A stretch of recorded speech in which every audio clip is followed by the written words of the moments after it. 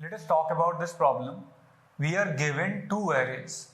The first array represents roll number of the students. Second array represents marks of the students. Our target is to sort the students according to marks and print the roll number and marks. Let us understand the problem with these examples. We have an array where roll numbers are 101, 108, 103 and 105 and marks are 70, 80, 40 and 90. So highest marks are of a student with roll number 105 and marks 90. So we print 105, 90. Then we have 108 with 80 marks. Then we have 101 with 70 marks. Then 103 with 40 marks. Now if you see this example, highest marks are of this guy, roll number 105, 80, 103, 70 and 101, 40. So you are given two arrays as arguments. You need to print this required output. Now please pause this video and try to write down a C++ function that takes two arrays and arguments and prints the output. Let us now talk about the solution. The idea is to use a vector of pairs. What we do is we make a vector of pairs where first entry of the pair is roll number and second entry is marks.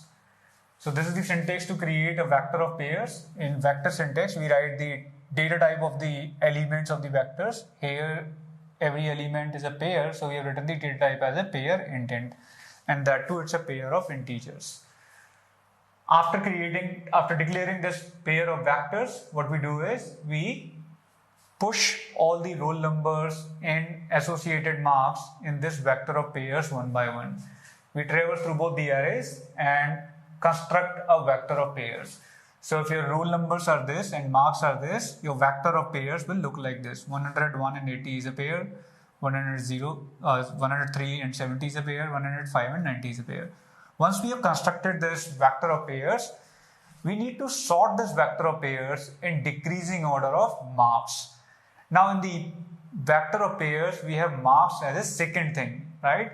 By default, when you sort a vector of pairs, and if you don't specify any comparison function, what happens is these pairs are sorted according to the first value. And here we have added roll number as a first value. So if I call the sort without my own comparison function, if I use a default sort, then this vector will be sorted according to roll numbers. And we want to sort it according to marks.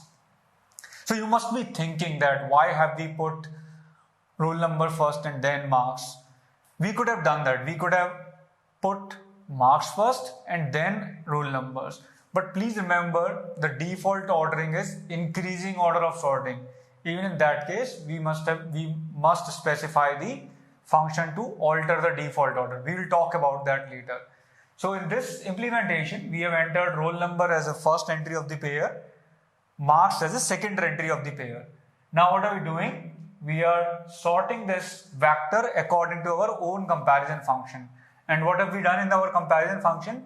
We are saying that give priority to the entry whose second is higher, which means whose marks are higher. What is second? Second is marks. So this sort function with this my comparison function as a parameter, it sorts the vector according to marks. So after you call the sort, this vector becomes this vector. 105, 90 comes first because it has the highest marks. Then 101, 80. Then 103, 70. So this is the vector you get after sorting.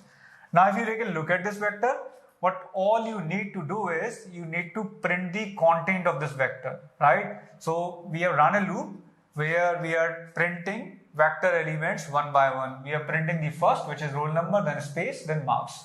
So when I run this loop for this vector, I'll get this output: 105, 90 marks, 101, 80 marks, 103, 70 marks. So this is the output of this program.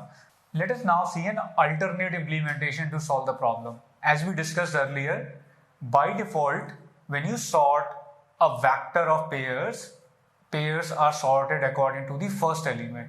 So the idea in this implementation is to put marks as first thing in the pair and put roll numbers as second thing.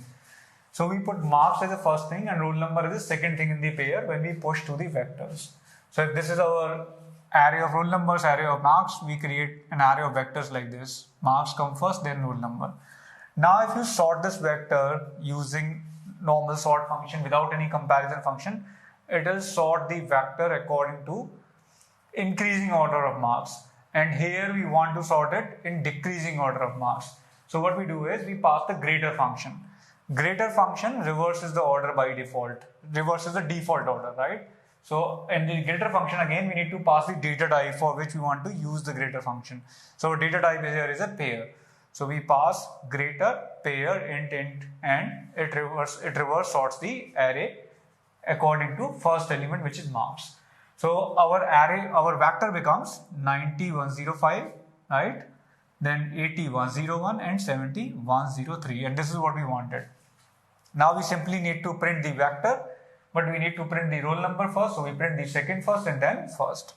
Now there can be one more alternate implementation. You can in fact sort it by default according to increasing order of marks and then print the vector in reverse order, I equal to n minus 1, I greater than equal to 0 and I minus minus. That's one more way of implementation that would not even require this greater syntax. One more thing about this problem before we end this video, we can in fact optimize the auxiliary space requirement of this solution. If we analyze this solution, we can notice that this solution requires big O of n extra space for the vector and then big O of n log n time for sorting the vector.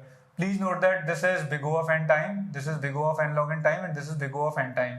So overall time is big O of n log n. Right? We can't optimize this space. We need big O of n log n space at least to sort an unknown range. Now if we wish to optimize the auxiliary space, we can do it by reading the input in a vector of pairs itself. If we have control over reading the input. So instead of creating two arrays, we can create a vector of pairs, and while taking marks and roll numbers from file or user input, we can read them as individual pairs. Like we can read them as vi.first and vi.second.